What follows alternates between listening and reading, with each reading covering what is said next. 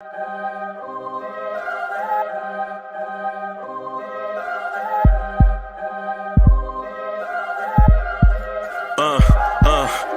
rank where the view is nothing less than phenomenal. For how I express and project from my abdominal. The only view better, both my daddy and my mama know. No living parents, my sons give me balance. My wife is my serenity, this mic is my identity. The world is foul enough, that's why I write without obscenities. Provoking danger with broken language and spoken anguish. Begging to get hurt, why would you ask to go through changes? Yes, Lord, life's a chessboard, master the angles. Control the tempo, be the one who holds the info. Acknowledge is just as deadly as machete swings. When spoken, the truth is as potent as that Medellin. While others swear the style is free, I just let it ring. Our time is undervalued, soldiers make us better kings. My fans on my shoulder, reaching after better things. Today I take the shot, for them I'd rather set the screen. My mama told me follow my dreams. My daddy told me get it by any means. Stand tall, make him bow to a king. But I've evolved, you can see the resolve. Look in my eyes when you speaking to God. Life and for those who we caught up in using what I was taught with the muse. I guess they call it proving I'm more than an artist. Penciling out my darkest while stenciling out a harvest. And storing what gets me from A to B, just like garages. Instrumental with collages. Envision what I've been drawing. Broadway to give you rhythm like the great Lena Horne.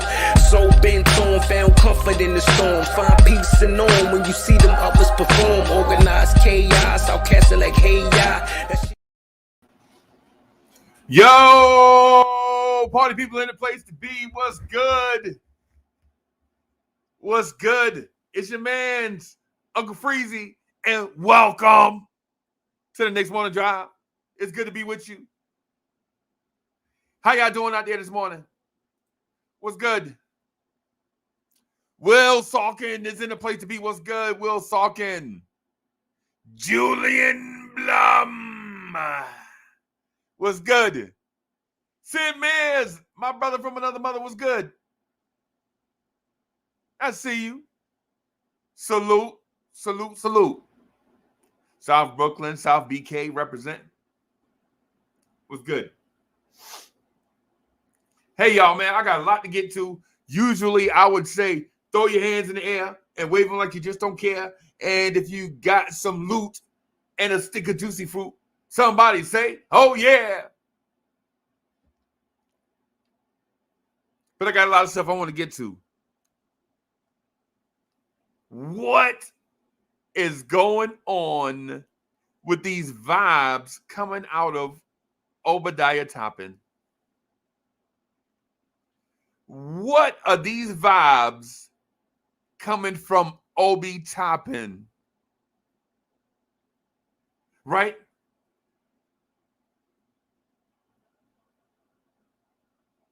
The vibes I got from Obi,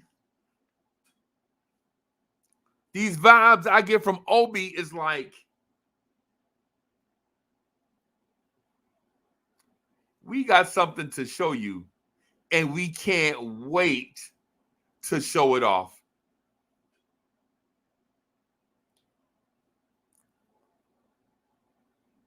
The vibes I get from Obi, and not just conversations with Knicks fans. Knicks fans get the vibe from Obadiah like, hey, Uncle Freezy, this dude ain't nothing this dude gonna be the truth. Y'all know I hang around old timers, man. Y'all know I hang around dudes, 5, 10, 15 years older than me sometimes. And as lifelong Knicks fans, and when I say lifelong, see, I'm lifelong, right? But these dudes say names like Windmill Phil. And when I hear names like Windmill Phil, I'm like, oh yeah, these dudes are older. These dudes, they kind of know what. Oh, thank you. So the producer brought me Instruments of Torture. Take your pick. That was true. Okay. I think that's a hint to look like an adult. Thank you, Miss Mocha. All right. Robert Pye was good. Was good. So the old timers are like, hey man, listen. Come here, young fella, let me holler at you. And the old timers are like, one old timer, he always joked with me about coming on. He was like, you know what I'm saying? Mr. Rufus is like, one of these days, I'm going to come on in and take over your show. We see you, young fella. And I'm like, hey, man, hey, this crowd ain't no joke, man. This crowd here, man, these fellas, bro, hey, they are Knicks fans. And what he tell me, like, yeah, they fans, but we are fans. Like, okay. All right, Miss Rufus. I'm telling you. These people know what they talk about. They know what they expect. They expect a certain level. You're like, yeah, I know. Dripmore is in the building. What's good? They're like, yeah, I know. But I've been a Knicks fan for a long time. And one of them, he older than everybody. Right? He older than all of us. He was like, yeah, when we drafted that boy out of Grambling. And I was like, wow, that boy out of Grambling? Wow, you old. But even he is like, you could see it in his eyes, Uncle Freezy. You could see it in his eyes. And I was like, see it in his eyes? This is me. Now, this is me, y'all. Man, it ain't nothing but a training camp press conference. Everybody got to get in front of the camera and you know what I'm saying, and answer these questions so they can go on about their business for the rest of the year. That's that. Y'all know me. I'm skeptical because I've been through a lot as a Knicks fan. But Mr. James was like, hey, Uncle Freezy, look. When that boy was sitting down there talking, you can see it in his eyes. I was like, I personally ain't seen nothing. All I saw was him, you know what I'm saying, talking. He's like, no, Uncle Freezy, listen. You can see it in his eyes that he wanted. And I joke with Robert Pye and Danny Landis and others that everybody wanted, but can you get it? And so all the old timers laugh at me like, ha, ha, ha. Yo, why do old men laugh like that? Why old men, when they get tickled, they laugh all, you know what I'm saying, all falsetto? I don't understand that. Hey, CT3 was good. Was good. So they saw something in Obi that I won't lie.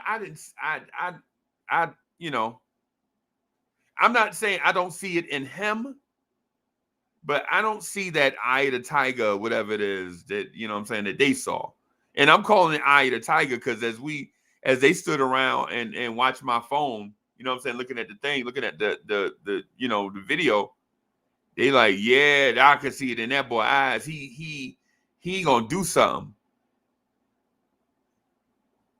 I didn't see it. Staffordon, did you see it? Hey, Staffordon, I'm going to tell you, Staffordon, listen. Charlotte, North Carolina, Friday, November 12th. We're going to be there.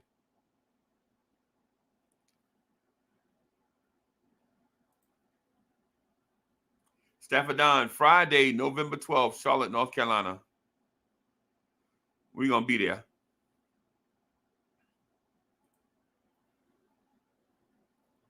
Knicks Nation, what's good? So I watched the video again by myself, and then I went back to him around lunchtime, you know. Them fellas, and the funny thing is, old timers. So I do graveyard shift is what they call it. We do like a graveyard shift, right? So when y'all see me in the mornings, I'm not waking up, getting out of bed, doing breakfast. I'm actually wrapping up my day, right? Like right now, say I done did my graveyard shift. I done kicked around a little bit, you know what I'm saying? I'm gonna do some stuff for the pod couple, you know what I'm saying, get some stuff together, and you know what I'm saying, and wind my day down. You know what I'm saying? But these old timers, they in there eating all heavy for lunch. I'm like, old timers, y'all gonna eat heavy for lunch? They're like, yeah, how you think we gonna make it through these next 4 hours? Bro, y'all got all Thanksgiving dinner in here. I was thinking, man, maybe like, you know, a little something to tide me over until I get home. These dudes is eating, pulling out stuff, bro. It smelled like Sadie Mae been putting her foot in something.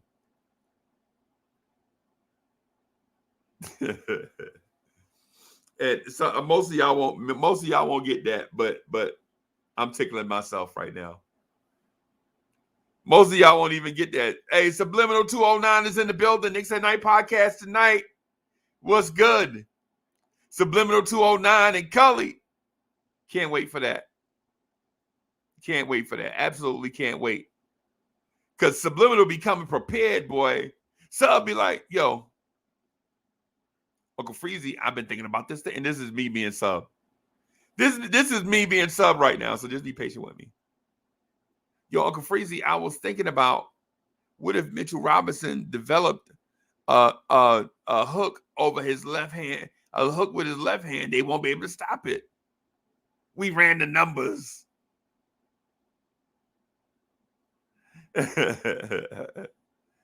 Nah, hey, shout out to Sub, man. I'm just playing. Shout out to Subliminal, man. Y'all make sure y'all tune in tonight to check them out, him and Cully.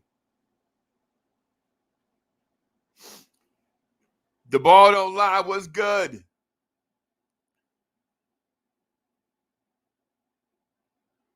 Yeah, y'all seen pictures of Mitch. I'm gonna get to the Mitchell Robinson thing, but what I want to do is I want to get, in fairness to the Obi thing, I just want to finish the Obi thing. And then I want to speak to some Luca Vildoza, right? And then I want to speak to some Reggie Bullock not being here and why. And then you know what I'm saying, we'll get to Mitch. Right?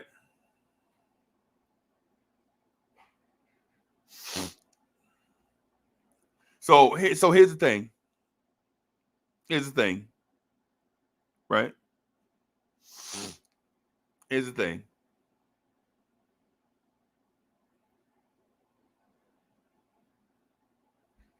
Obi may have that look in his eye, but does it mirror what's in his heart? That's what the old timers was telling me as the shift winding down. You know what I'm saying? They outside smoking.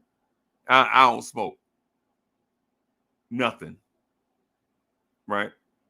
For a number of reasons. But I'm outside with them, right?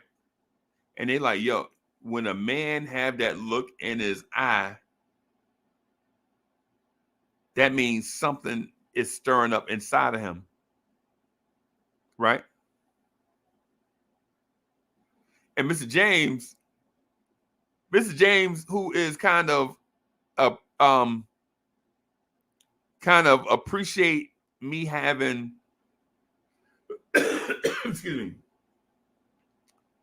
you know, some me going to school for he appreciate me going to college for 1,000 years, right?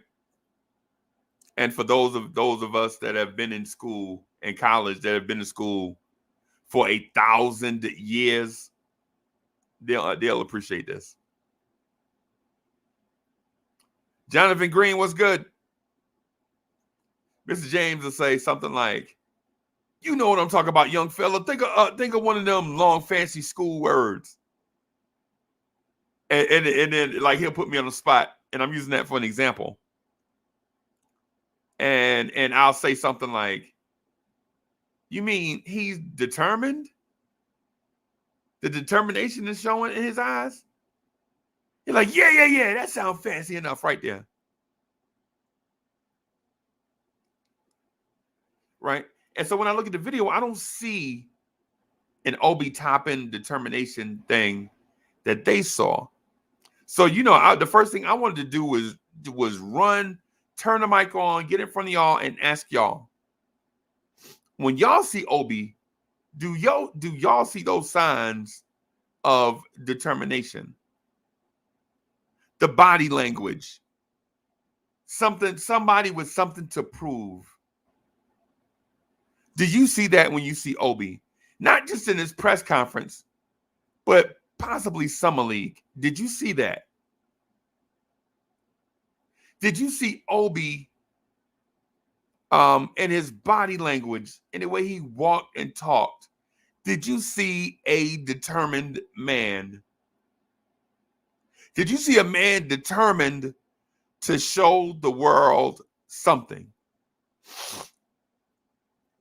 I didn't, and I'm not gonna lie to you. I ain't gonna hold you. I ain't gonna look. I'm not gonna look. First of all, I'm not perfect, right? And secondly, I wear glasses, so I'm not gonna be able to see everything anyway. But when I saw Obi, I saw the same dude I saw last year. Dude, he happy to be here. He happy with his role. He's saying the right stuff, bringing a lot of happy energy. But the old timers is like, no, Uncle Freezy, you got to look. This man has something to prove.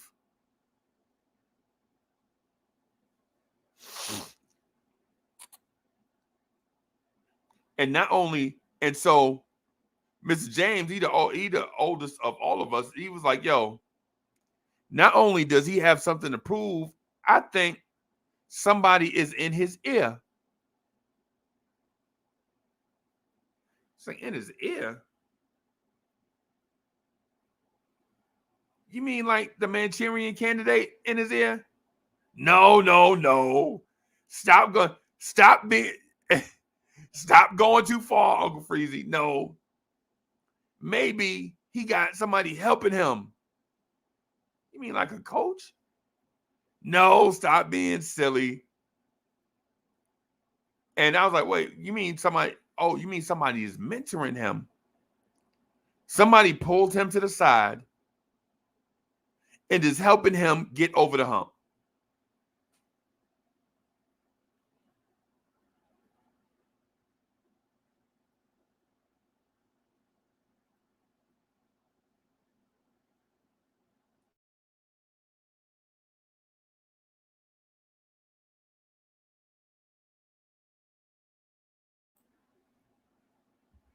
Free Keith texted me about the show last night. I know these dudes, I tell them every day, like, yeah, I try to do the Knicks morning drive every day at 8:45-ish. You know what I'm saying? Because, some days I'm not going to make it, man. I've been fighting a cold. And I hope y'all, what I'm saying, still rock with me after that, man. It's just not that I don't want to be here. Sometimes the struggle. Sometimes you got to use your sick days. You know what I'm saying? It is what it is. So Robert Paul says he did take over that leadership mentoring role during the summer league. I did notice some of that. I did notice some of that. And I also noticed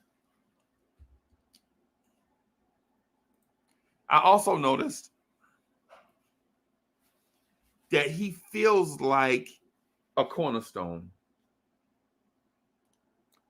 I noticed that Obi feels like an RJ Barrett type cornerstone is what I noticed.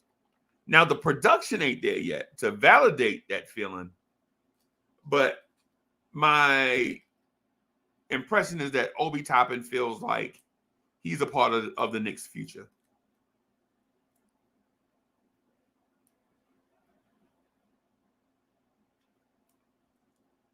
And there's nothing wrong with that. I actually like that. But what I didn't see is Obi having that feeling or projecting that aura of something special soon come. So Johnny Davis says it's Derrick Rose. Is it Derrick Rose in Obi Toppin's ear?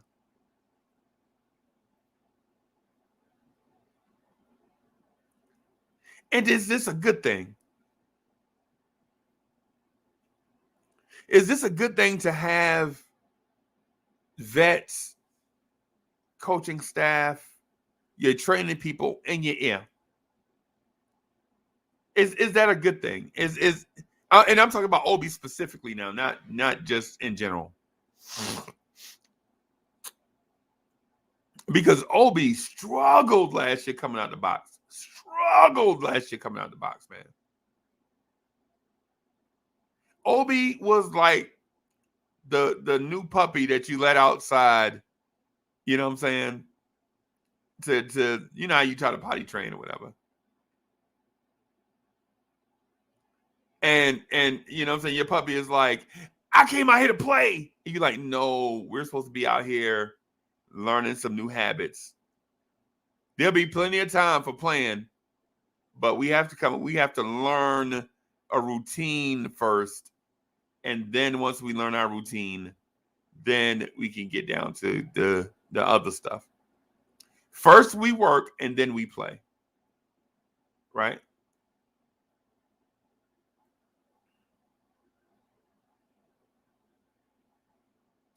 So did y'all see the look at Obi eyes? Should I make that a poll? Did you see something from Obi that gives you the impression that something soon come?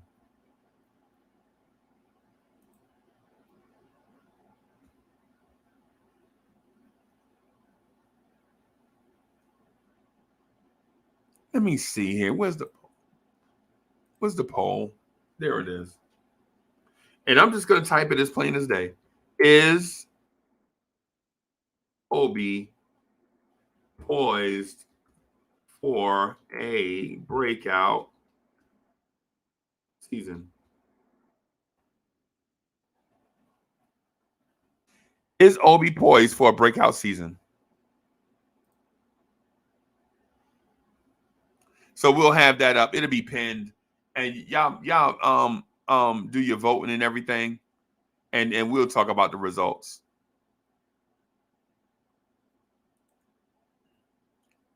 Brooklyn Buddha says, Obi got that new daddy focus. Yeah, you mean that grown man. Yeah, that grown man focus. Soul Finger, what's good?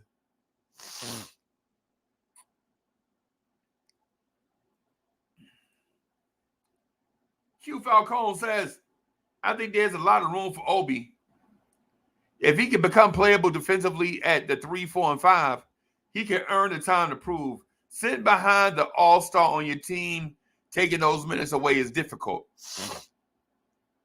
I think I agree. But here's the thing. Here is where I think sitting last year behind Julius was not a crime in Obi Toppin's world.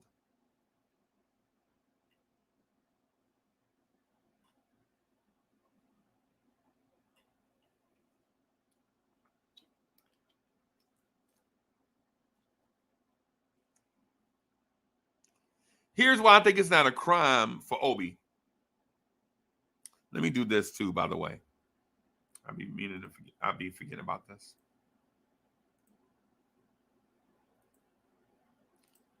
What's up, Mr. Falcone? What's good?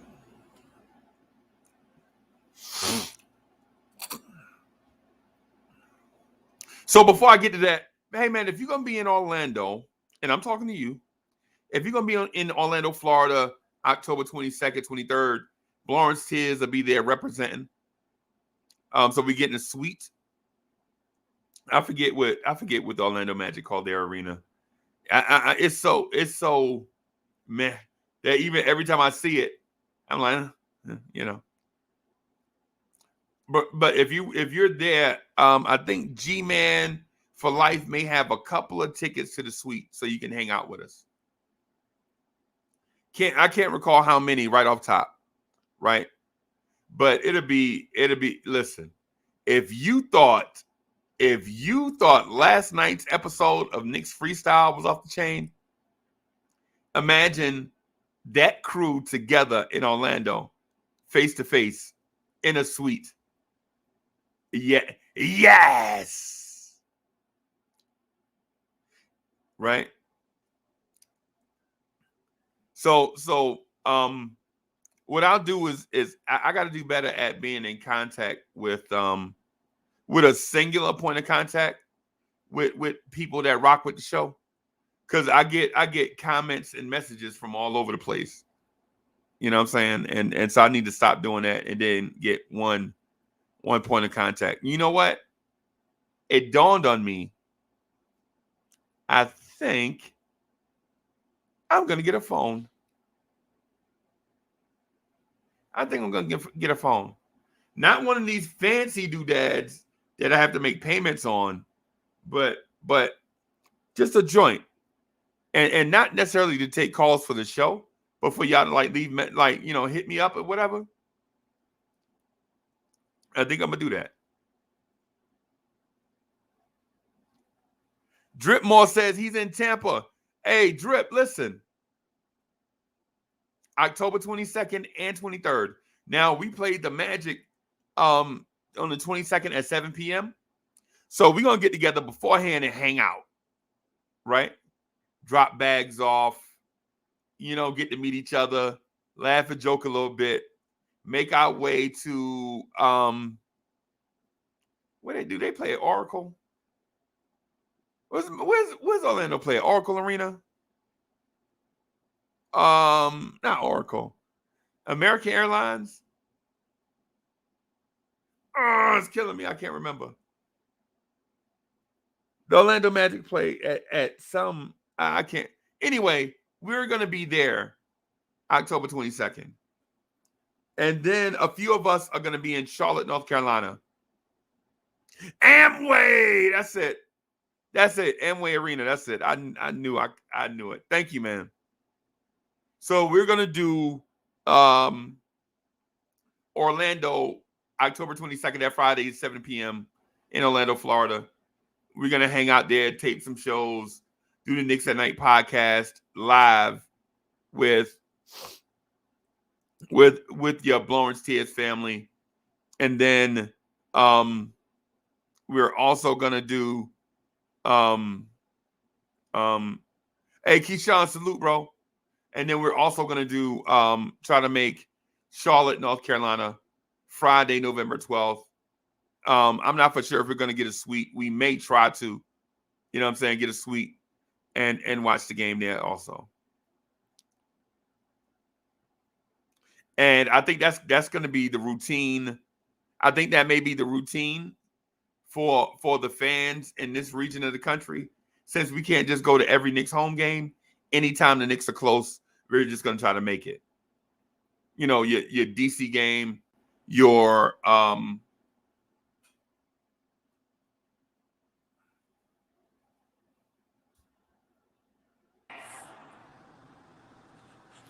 hey, bro, how you doing? Hey, what's going on, my man? Hey, man, we are chilling.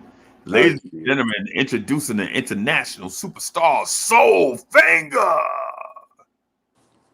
Man, just figure I slide in with you this morning. On the clock while I'm working, pulling a cornerstone. But however, I don't have to start whispering and wear that nice little shirt since I work from home. Right. Get in with you now. Hey, see you doing a little better, man. But I want you to get that rest. We need you, Freeze. Need to hear a good crisp BIM. Right. And I've been working on BIM, and I'm I'm about 80%, bro. Oh, hey, that's good. Hey, you know, it's like what see, I'm gonna take it back when we had to deal with Grant Hill, I think he was at 60% and put, was it 50 on us? Yeah. Yeah, so you know, if you at 80%, Grant Hill was at 50, then you shining there. Then I should be. I should be. Right. Hey man, hey, what region of the country are you in? You're in San Diego, right? Yeah, I'm in San Dog. Okay. Okay. Yeah, originally from Louisiana, but I set put my tent up here, pitched my tent here in San Diego. Yeah. What team is closest to you? The Clippers and Lakers? Clippers and Lakers. Yeah. I mean, yeah, Clippers and Lakers, that's only 2 hours. It's about 2.5 hours for me to get to LA.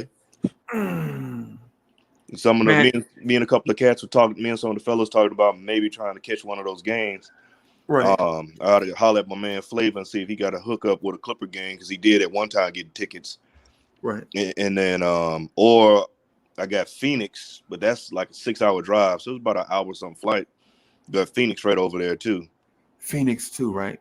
Yeah, got Phoenix, then up the way. I mean, it was like a 45-minute flight for me to get to here to Sacramento to catch that. And well, I got family up there way too. I got family up in Sacramento. I got family up in Oakland, San Leandro. So, okay, yeah. So, but I'm looking at trying to get to one of these games this year. I want to catch one of them with you. Okay.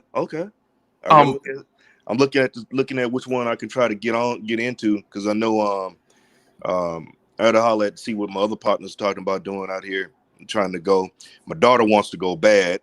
You think we can get about 12 or 13 people in a suite at Staples Center? I have to see. I have to look into it. I know it's gonna be big. It's gonna be big money. Never mind, because the one thing I don't have is big and money. Yeah, let me look into it, because at one time, this is when the Lakers weren't doing so hot, right. And it was a bunch of cats talking about doing it. They fell through. You know how it got up to D-Day when everybody tried to put up the dough. Then all of a sudden it was so quiet you could hear a mouse taking a whiz on cotton in church. Couldn't find nobody. Right. So,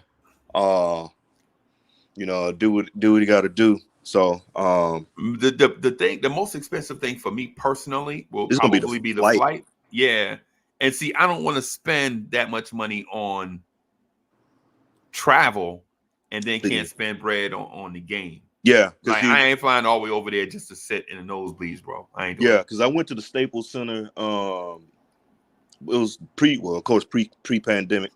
Called the Lakers and the Mavs game. We had an Airbnb up there. We like 3 blocks away, so we walked there, and we had real good seats.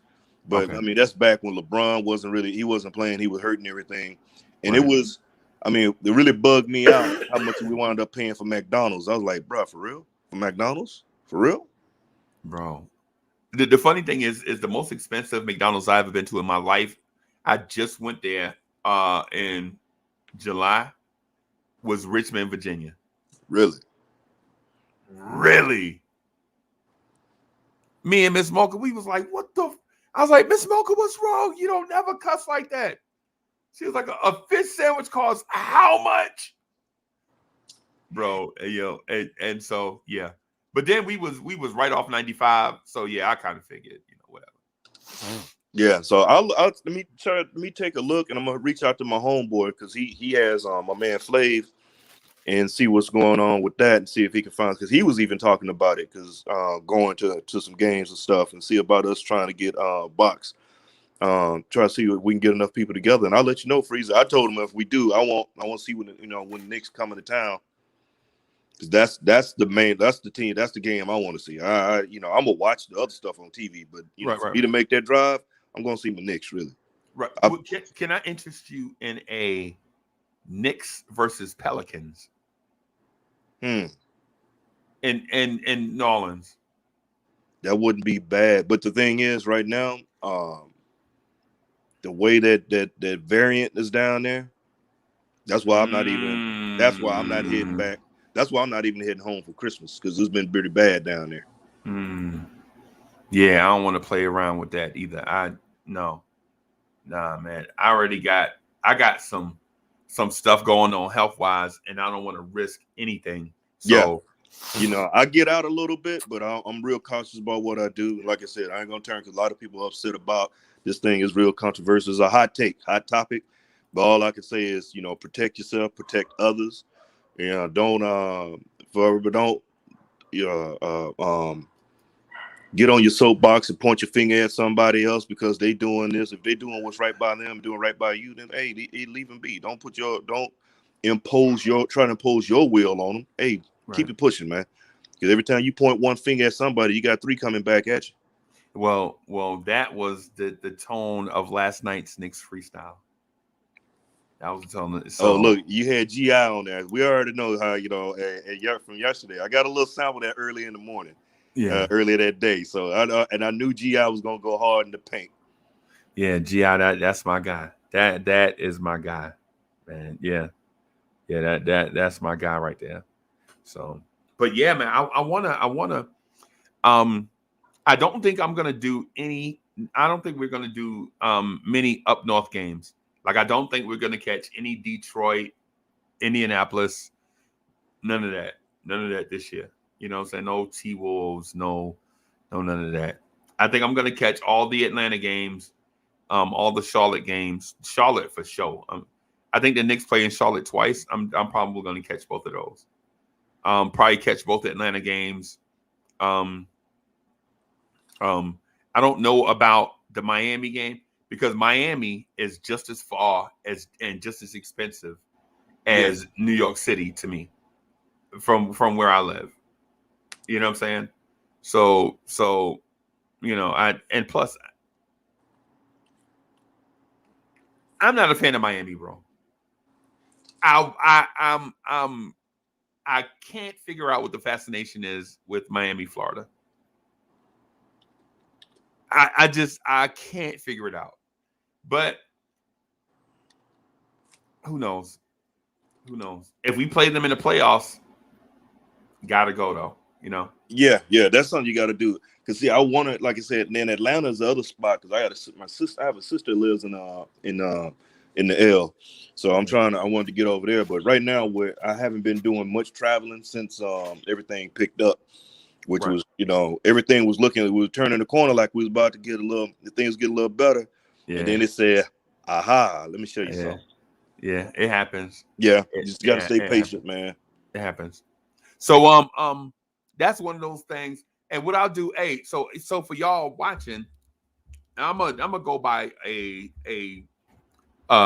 show phone, right? It ain't gonna be fancy. It'll probably be like something, whatever, right? So I'm gonna buy a show phone, and then I'm gonna list the number. That way, y'all can leave voice messages or text the show or something like that, and then that way you have a way to get in contact with us directly. I'm not for sure yet. I'm not for sure yet about you know, getting the mixer so we can take live calls. Because on the morning drive, you know what I'm saying, you know, it'll just be tough handling calls. And then the Knicks at Night podcast, sometimes it's a little rough because sometimes we're doing it remote and I'll be away from the mixer. So, you know, I couldn't see you doing it in the morning on this morning drive because your morning drive is loaded as is, huh? Yeah, man. It'd be hectic. It'd be hectic. You know, Miss Mocha will be looking at you sideways like, for real, you really gonna do all this? Yeah. And she ain't gonna help me because her, you know what I'm saying? Her gig. This is play. This is play. You know what I'm saying? You know, in her eyes. So but yeah, so I'm thinking about seriously thinking about that. It depends on how much. But anyway, let me get back to this Obi Toppin thing. Okay. So the old timers, right? So I hang around. So I'm around old timers a lot, right? And the old timers, they tend to see stuff I don't see, and then they tend to not see stuff I think is obvious. Yeah. You know what I'm saying? And clearly it's a generational thing. Like they don't mind telling the same joke with the same punchline every day. Yeah, that's true. And it'd be one person tell a joke, and then the other person be beside them can't wait for the punchline because it always tickle them. Yeah, you got that old man hype man. You know, they always had a hype man. Yeah, tell him James, tell him James. You know what I'm saying? Yeah. So Mr. James, right? I swear he looked 60, bro. But they keep telling me this dude's like 84. So I'm like, why you still out here? He's like, well, what you want me to do? Go home? No, I don't want you to go home. I'm questioning. And got old man strength. Yeah. Hey, Mr. James, open this pickle jar. Psh, nothing. You know what I'm saying? Nothing. You know what I'm saying? But Mr. James said, listen, that boy Obi, you could see it in his eyes. He gonna show y'all something this year. He's a different person. He's a different player. Yeah, but I know what you're saying, because you're looking for him to come out and you see it, see a little more. Well, Obi's that cat that smile. He's smiling. He's he's one of them lovable, likable guys. He's smiling and all like that. Yeah. But you also know, and I'll tell you, you've seen those movies when you had the cat in the movie. He was just as evil as he want to be, but just smiling smiling and going on would kill you. Right. I think Obi could actually be that kind of person. He got a year on his belt in Thibs system behind Julius with Taj, Johnny Bryan, and Kenny Payne, all of them working with him. But he and IQ have been working. They've been joined at the hip, pretty much working out all summer. And IQ had some dog in him. Right. So Obi can be that smiling dog, in a sense. In a sense. Right. And then you got him, and then you got to think about it. Obi's going to be going against second units majority of the season. And I really do believe that Obi's going to turn it. He's going to eat into some Julius minutes, not in a bad way, though. The way I see it is watching how, if you watch the summer league and saw how he responded to Thibs and how Thibs was communicating with him and stuff, it was different from Obi when he was like, you can see he was clearly lost. Yeah, he was clearly lost. He was frustrated with him and everything. And Obi got to taste a little bit of leadership because he was in a leadership role this time. So now he can even step back. He's been on both sides of the court. So I could really see Obi taking. I think Obi's going to take a big step. And I was chopping it up with L and the fellas last night, and I'm just go out here and say it regarding Obi. I think Obi's going to. It was Heartstorm. It was my man Heartstorm Media. I'm gonna say this. I think Obi's gonna be averaging about 10 points, man. Because he averaged 4. I think he's gonna get about 10 points. His number's gonna increase. I can see him get about 10 to 12. Yep. And it reduces Julius' minutes, which is good for us, especially when it gets to the latter part of the season, man. I disagree, bro, with that. Right. And so this is why I disagree. And not just to be. You ever been around persons with somebody that always disagree and they just disagree just to be on the opposite side? Yeah. That ain't me. Like I like with me, I be listening and rocking. I be like, yeah, I can dig that. I be wanting to, you know what I'm saying? But this is where I disagree. And I hope you know what I'm saying, dig where I'm coming from with it. Yeah, no, I'm not one of them cats. I'm open to different things because hey, if you get somebody could drop something on you, so I didn't see it that way. So hey, enlighten me. Right, and so this is what I see. Right, I think Obi will get more minutes, right? But I don't think it'll be Randall's minutes he cuts into. I think it'll be the absence of Mitch. Some of those minutes and lesser minutes from Taj Gibson. Well, that part I'm picking up what you're putting down. I'm rolling with you because I like Taj, but I don't want Taj on the court. I want Taj to be that back that I want him as Udonis Haslam back there with the young fellas. Like, check this out. You didn't see this on this assignment. You need to be here. Get over here. Move your feet faster. Get over here. And then with the whole thing with Mitch, You know, and this I'm thinking as if Mitch is there. However, I'm glad you said that because Mitch probably won't be in the start of the season. All right, Right. cool. Right. So that means Nerlens gonna slide up, and then we're gonna work it around. I know a lot of people want to see Jericho. We got to see how that plays out. Why would I? Yeah, right. And so that's the point I was getting at, bro. Why would I want to see Sims when I already got Obi that needs minutes? And I overlooked it that way. When you put it that way, then yeah, I'm picking up definitely what you're putting down. The other way, I would, and like I said, I was looking at it as if Mitch is actually there, right? Because I'm not counting Sims out, but I like Sims what he did in summer league, but he's still really raw. He needs to be fine tuned and got to be polished up. He needs some time. I just don't think Sims is better than Obi. I don't think Sims is better than Obi. And you know what it is? I think it's his size because he's a little thicker than Obi. That's what it is. About to see, he's a inch taller. I think Sims is what, 6'10"?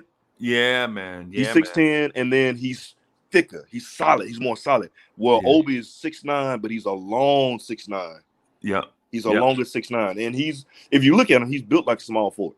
He is built like a small forward, bro. And so that's the thing I was going to get at. So here's my thing. I think Thibs is going to play them together. You know what? That's what we've been asking, been looking for that for the longest.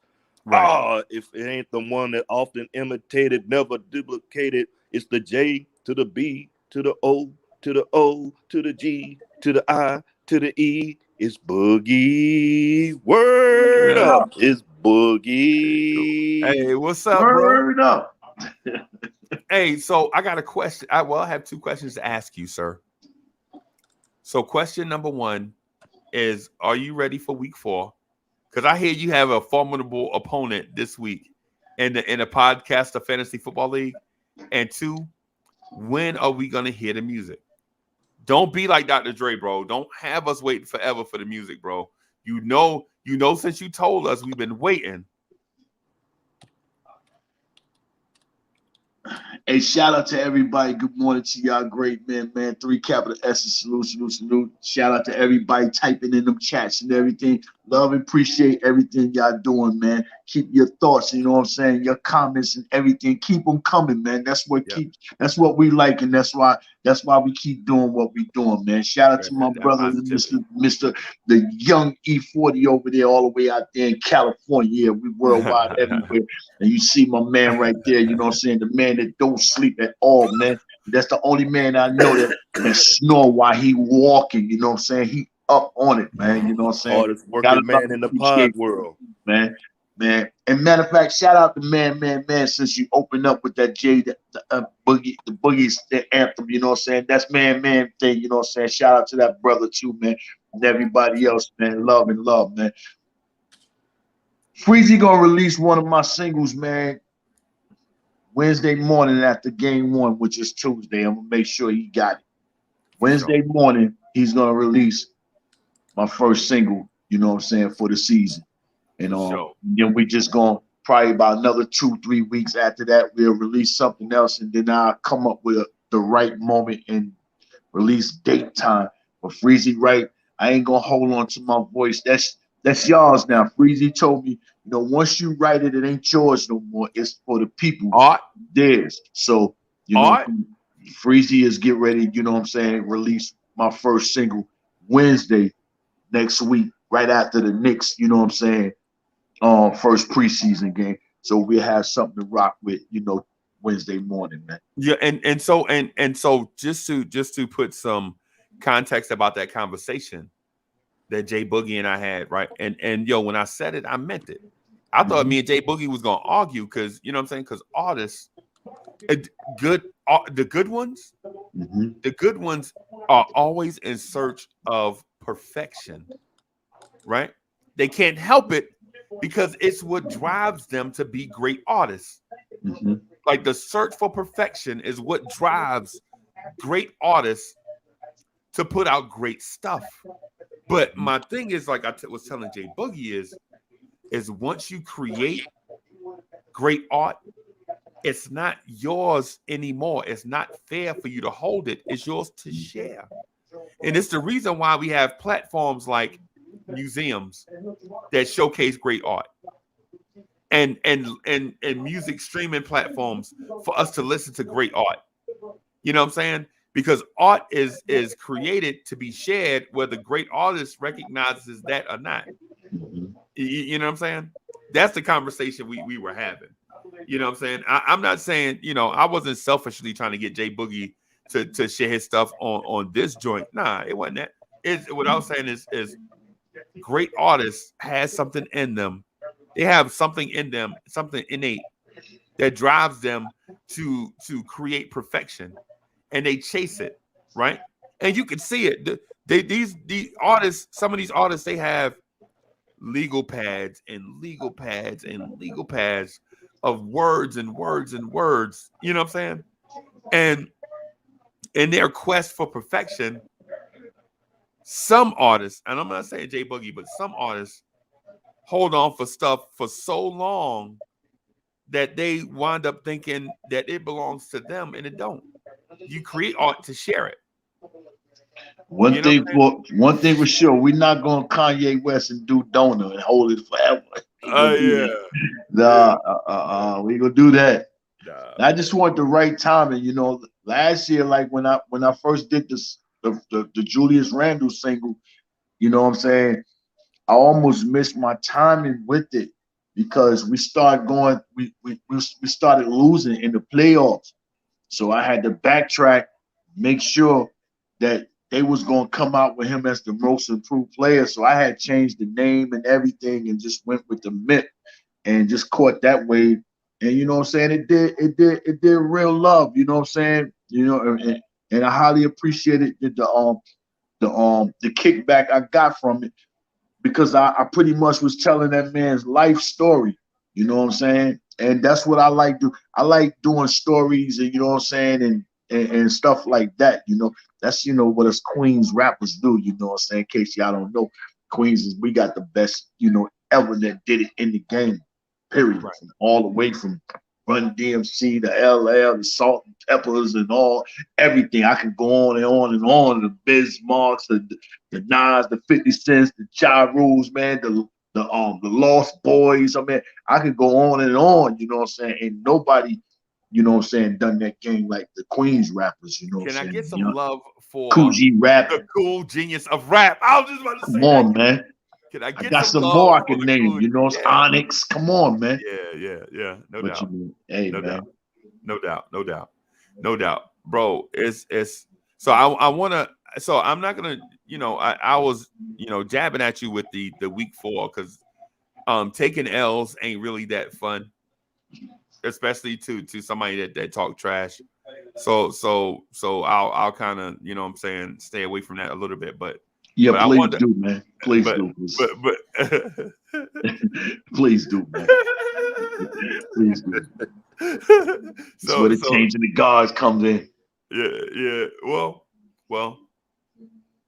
I want to run something by you. I got into it a little bit with Soulfinger about this one thing about Obi Toppin's minutes in production, right? So my deal with production is that it's not necessarily tied to the amount of minutes that you get. Mm-hmm. It's about your efficiency while you on the floor, right? Because Obi Toppin played 11 minutes a game last year, and at 6'9", he grabbed 2 rebounds in 11 minutes. And my thought is, for a 6'9" athletic freak, I think Obi Toppin should be grabbing more than 2 rebounds in 11 minutes, right? For one, don't beg for the ball and look for shots if you're not gonna be out there hustling. People tell me all the time, well, Obi did hustle. Well, he wasn't a good screen setter. He wasn't a great rebounder. He wasn't a great shot blocker. He wasn't a great defender, right? All he was doing was showing high energy running, right? What I want Obi to do, and I'm not knocking Obi, because everybody got to start somewhere. Like the first time Jay Boogie wrote a rap, it may not have been his best rap that he ever wrote. You know what I'm saying? Everybody got to start somewhere. So I'm not knocking Obi. What I'm saying is, if we go by what he did last year, I don't think he deserved more minutes. Now, if he shows in camp that he could be a good screen setter, a good shot blocker, definitely better rebounder, better defender, then I'm all for Obi getting more minutes, right? Because at the end of the day, when you get out there on the floor, you got to do something. You know what I'm saying? You got to do something while you out there. I'm not knocking him. But could RJ Barrett have used better Obi screens? Could Emmanuel Quickly have used better Obi screens? Yes. Could Obi have averaged 4 points and 4 rebounds for us in those 11 minutes? I say yes. I'm not knocking Obi. I just want more out of him. And so with the more minute he get, if his production is kicked up, then the more minutes you see him get, then you'll see his numbers are way, way better. So instead of him taking 5 minutes from Julius, right? You know, he could get some when Nerlens Noel leaves the floor and they slide Julius to the 5 instead of Kevin Knox, you could see Obi at the 4, right? Getting minutes next to Randall, right? And being productive at the 4, right? So when Taj Gibson, you want to take off that warm up, like, nah, Taj, Old Man River, don't take that warm up off. We're gonna leave Obi out here. You know what I'm saying? And with him taking some of Taj's minutes, you can see Obi getting like 23, 24 minutes a game just off of him taking minutes from Mitch, who's not here yet, and Taj, who should be a veteran mentor, right? And then you can see Obi's numbers go to like 13 points, 6 rebounds, 35, 36% from 3, a block and a steal per game. And now then he'll be looking like the lottery pick that we actually thought we was getting last year. Well, one thing you got, just to throw something out there, you gotta love and appreciate the effort that Julius Randle puts on the court. And the reason why I say that, because the game has changed so much nowadays, whereas it's more perimeter bigs. So therefore, if it's more perimeter bigs, guess what? Our perimeter defensive bigs are out further on the floor. You know what I'm saying? Right. But Julius didn't allow that because I play perimeter bigs. He didn't allow it last year, whereas I can't go crash these boards. You know what I'm saying? And if I'm not mistaken, Julius averaged a double-double, including with the points and rebounds, right? Right. So with that being said, you know, I would have thought I could have used that for excuse, but I can't use that for excuse because Julius was doing that. He was hitting the boards. So with Obi, you playing in his spot, backing him up. That means you got to do the same thing. If you playing perimeter guys, and you know what I'm saying, you got to hustle back to go hit them boards too. And like Freezy is saying, 2 rebounds, that's not a good look for us. We need more effort on the defensive board, especially, you know what I'm saying, securing that ball. And so I can see you're not getting the offensive rebound, but the defensive rebound, we must, you know, get a more higher rating on percentage on one shot and out. We rebounded. We can't be giving up 2 and 3 extra possessions. So yeah, like being that you chopping his minutes and you backing him up at the 4, if Julius is averaging 12, you should at least average 6 coming off that bench. That's an uplift from 4 rebounds more than what you was doing. So yeah, Freezy, you right on with that. You need more effort from Obi, especially with his athleticism on how he is and how he moves. You know what I'm saying? Right.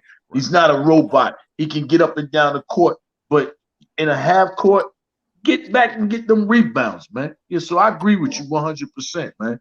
Yeah, and so the thing is too is with Obi is I don't think we should look at Obi as, because I agree with you, he is Julius Randle's primary backup. Mm-hmm. But this is what I wanted to speak to about Julius Randle. if y'all remember, Julius Randle didn't have a rookie season. He Mhm. played 5 minutes and broke his arm. Yeah. Remember that? Yeah. He played, and so his rookie season was a lot like, hey, I'm gonna back up. I'm just gonna be here, and I'm gonna soak up this NBA from Kobe Bryant. Kobe was teaching him the game during his rookie season. Kobe was, at the time, we believe Kobe Bryant was the hardest working man in the NBA. Yeah. Right. Nowadays, I believe that might be Julius Randle. Mm-hmm. Right. Julius Randle, LeBron James, those type guys. Right. Yeah, Right. you're right. You hitting the nail on the head. So if you Obi, you learning Kobe stuff vicariously through Julius. Work ethic. You know what I'm saying? Work ethic, determination, diet, rest. You know what I'm saying? Skills. Right? Because the skills part of it is what people don't realize. People think just going to the gym means you just go into the gym. Nah. You have to work on skills training. Right? You have to work on certain skills, and you have to be ahead of the curve in terms of officiating and all that stuff. You have to work on a lot of stuff. Right? Kobe did that. Kobe taught that to Randall. And I believe Randall is teaching that to Obi. Definitely. And as a matter of fact, I said something about 30 minutes ago, and it's funny how things come back to you. Like, y'all remember when I said somebody was in Obi ear? Remember that when I said when I said the old man James said somebody might be in his ear? Right. That person might be Julius Randle. That person in Obi Toppin's ear, making him better, might be Julius Randle. Well, you know, go ahead, Figure. I just want to just throw something else on top of that, what you putting out. No, go ahead. Well, on top of that, you remember, I mean, we saw it last season we saw it during the season when he had that one really bad game Obi had. Who's the first person out on the court to greet him, to talk to him as he was coming back? Julius Randle. Yeah. Who was second, sitting there waiting on him? Taj Gibson. Right. Taj put him over. Hey, just like that, you said, old man John, Mr. Jones, he come on, let me put his arm around him, like, come here, let me talk to you, young fella. Come on over here. Yeah. Come on, sit on down right here. Sit next to me. Pat that bench. Sit on down here. Let me learn you something real quick, young fella. Let me learn you something. Yeah. And that's what it is. And he did that. And I will say this. Obi, you know, and was brought up even on, shout out to Uncle Ron. Well, we were on this. He brought this. I remember this show. We talked about Obi.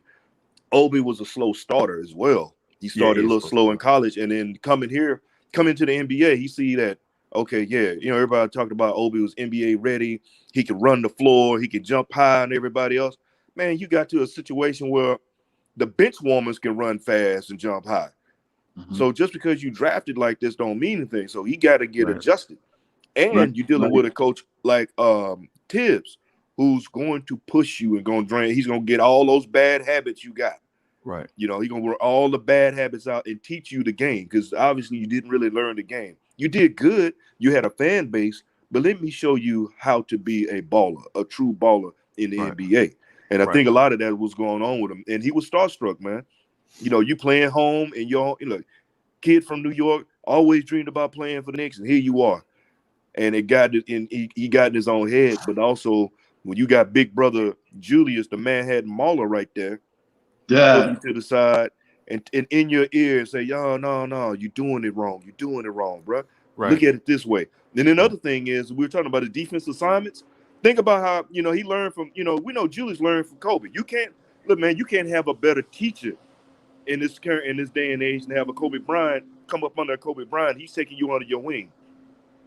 Think about those film studies, how he studies film. Right. Those little things that we talking about also on the court, but off the court as well. You know, Obi could be, you know, he could have shown Obi how to look at film. See, you missed this. We should be that. So, you know, just let me give it back to you, because you was on a roll, and I don't want to go on a tangent about what's. I'm riding with you in this caddy. Actually, you driving the caddy. I'm just putting gas in for you, Uncle Freezy, because you on fire on this one.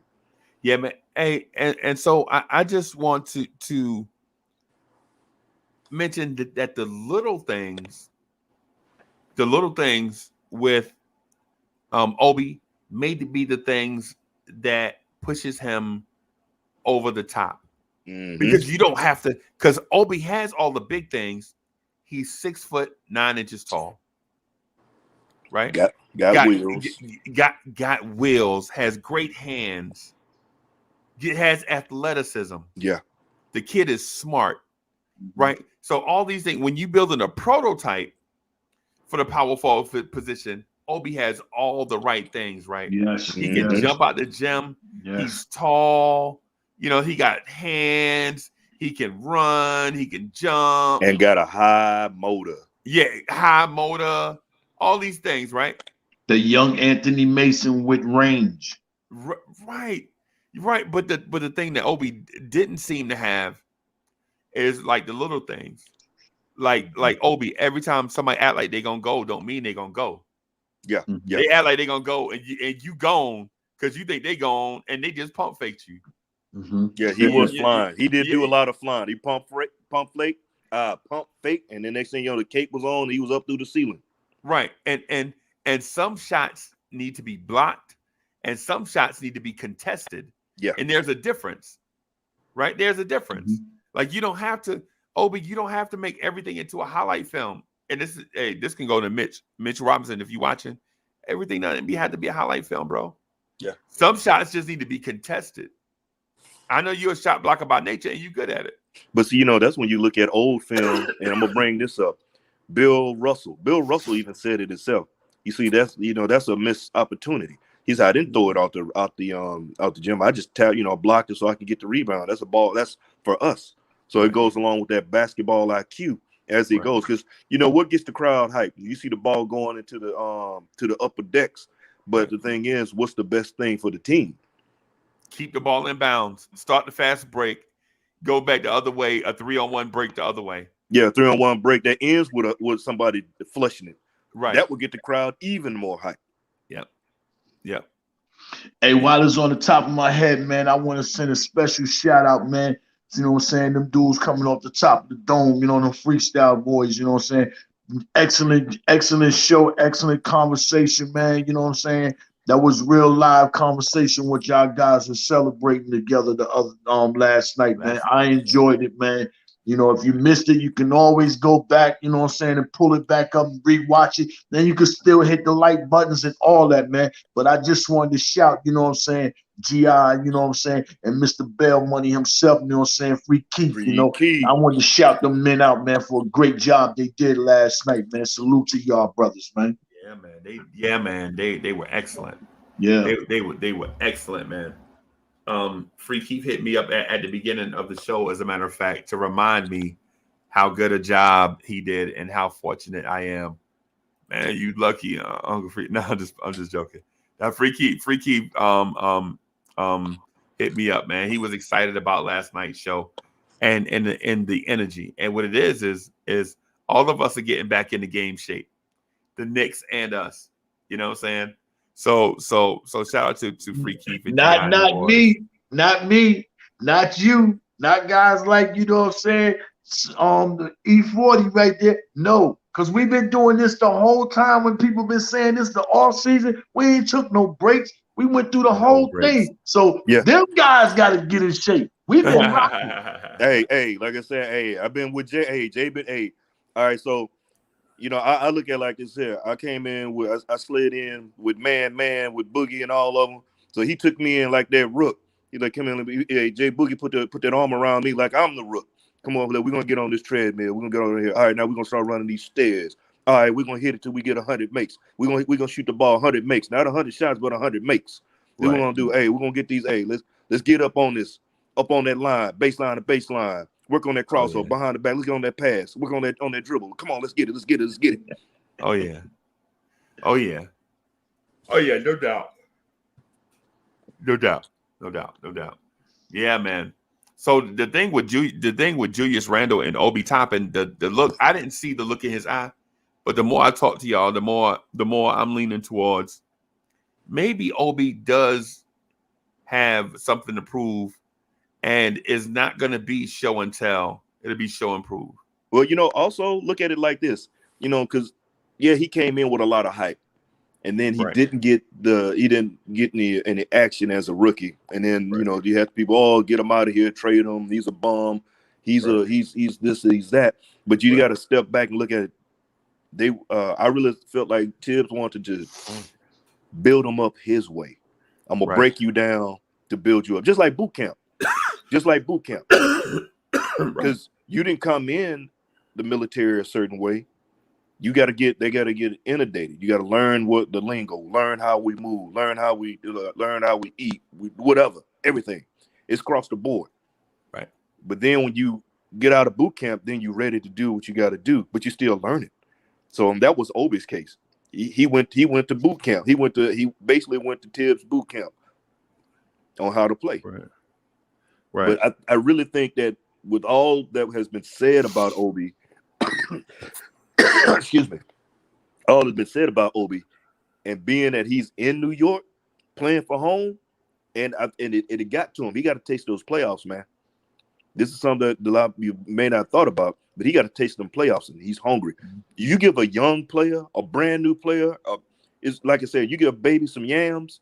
You know how a little baby eats some yams the first time. They smack their little lips off, bro. They be now they taste buds get activated, bro.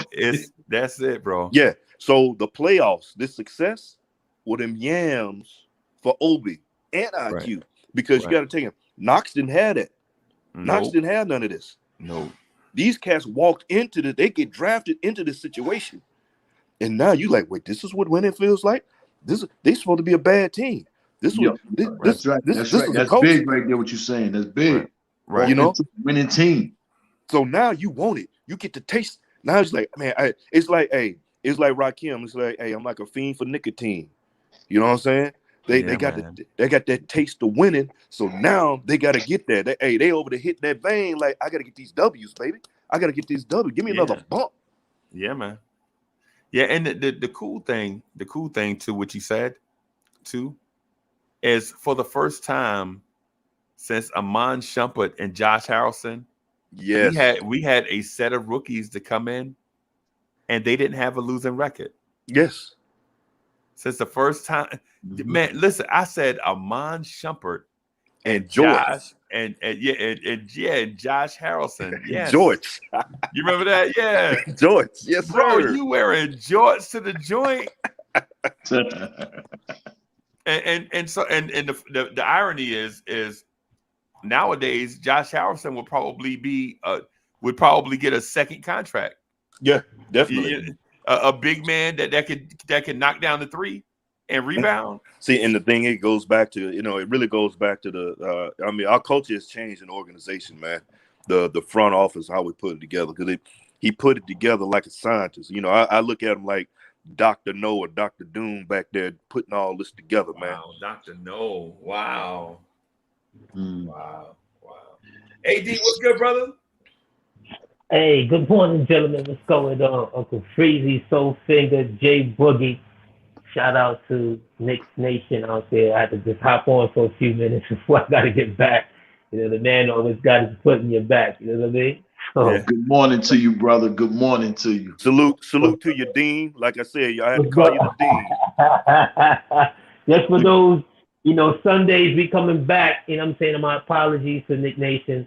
I took a little hiatus and so forth, but we back on Sunday and so forth. But let me just hop in with the conversation with Obi, because I was a big Obi supporter and I wanted to get Obi here last year and so forth. I just didn't, I didn't realize how things were going to turn out for Julius, like so many of us, but we got him. He's ours until he's not ours. You just have to put in the effort, young man. If you get 10 minutes, get 3 rebounds, get 4 rebounds. You get 15 minutes, get 5, get 6 rebounds. I can't take it when I see, that kind of athleticism, that kind of physical prowess, and you play the whole game and you got 2 rebounds. Play 15, 20 minutes, you got 2 rebounds. Yeah, it's ridiculous. Yes. I just overall, and it's not just him, it's big men cross the game. 8, 9 rebounds, and you're hearing that he's a good rebounder. No, he's okay rebounder. Right. He's an okay rebounder. Right. Less than that per 36 minutes, you're a horrible rebounder. You know what I mean? And rebounding is something that you get with effort. Yeah, rebounding is a heart stat. Yeah, that's you. Do how bad I want it versus you. I'm gonna get it. How bad you want it. You know what I mean? Like we talked about this before on the Sunday show. Dennis Rodman. Dennis Rodman literally came into this game as a 6'6" guard / forward, and by the time his career ended, he's a power forward. He even looked like he got taller, right? He didn't get taller, got more muscles. Yeah, maybe put on weight. His energy every year that he was in the game, it just.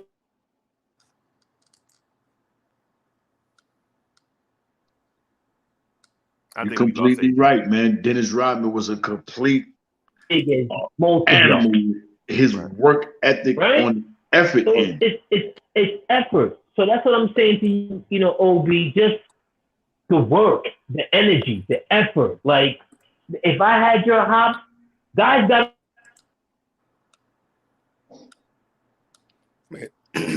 Dean was on the road too. Yeah, man. And shout out to Worldwide L too, man. Salute to them, man. Salute. What's up, my brothers. Oh man, how you doing? I don't know how y'all come. I don't know how y'all do it. I'm so new to this. But after that 4-hour show last night, and I had to get up and punch that clock this morning, and to see y'all brothers back on again, I don't know how y'all do it. I gotta take my hat off to y'all brothers. I'm so proud of y'all guys. They freezing. Yo, the Knick love, the Knick passion is undeniable, and that's what drives us. We did our first 4-hour show last night, all talking.